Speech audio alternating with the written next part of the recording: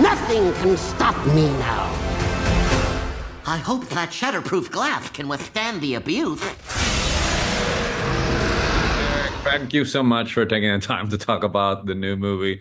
And when you heard who the leads was Double Duty an exciting thing, or did you think you were going to drive yourself crazy in the booth? Well, first of all, how come you're not surfing right now? I see there's a surfboard behind you. I'd rather be surfing out there in the ocean. No, I was excited. I was very excited. Maybe this should have been a surf movie. Now I'm rethinking it. Maybe Porky and Daffy. I think you guys did all right with the alien invasion and concept. I think you guys are great.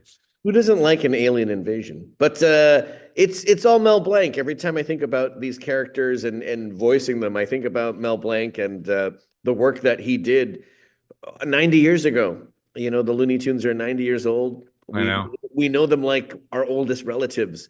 And I know I was a fan. I bought this necktie in 1997, and it's still good. Still pretty good. It held up. Now this is like my resume. I could say, yeah, I did this time. Yes, may we even. I mean, is this your resume, or is this how you audition, do you think? But I mean, my new demo reel. Yeah. Yeah, there you go.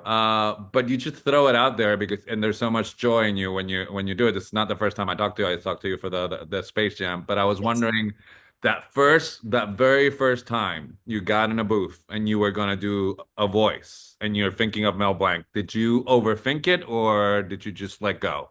It's just whatever, you know, I think when you're growing up watching these characters, you think about Saturday mornings and the pure joy and the innocence that you had. And every time I step into the booth, like you said, it always feels like the first day on the job. So I think that's the key. The moment it starts to feel like work, then I think that then you're like, oh man. But every time I step in, I'm like, wow, it's like wearing a new pair of shoes. It's exciting.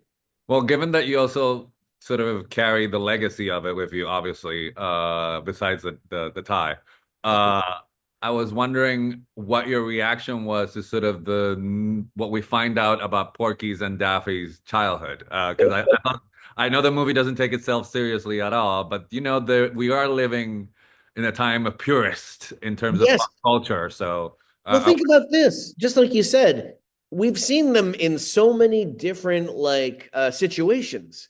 In fact, if you ever watch the Looney Tunes in the original shorts from the 40s, even with Elmer and Bugs, like every cartoon starts like this.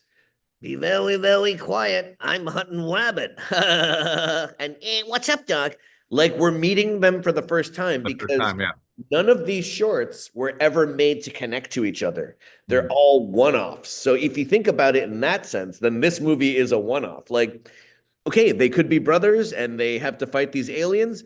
And then who knows? They could be in the army the next time we see them. And they're just like bunk bed, like, you know, like they live in the same like quarters.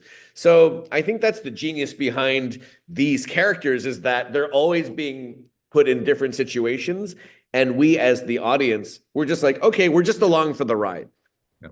So I wonder, given what we know, what's the essence of the characters, do you enjoy more a Porky freak out and a Daffy sort of bringing it down? Do you enjoy flipping it or I mean, that? There is nothing funnier than watching Porky freak out. And in this movie, he finally gets really pushed.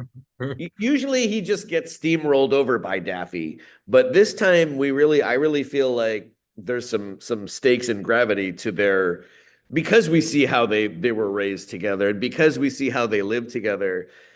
Finally, they're about to, you know, get to the end of this, and Daffy is still messing things up for Porky. And, you know, but the smile on your face, I can tell sometimes you get joy in that, but other times we see that Daffy gets hurt. Yeah, no, most definitely. So I'm wondering, last question, because I got 10 seconds before they throw me out.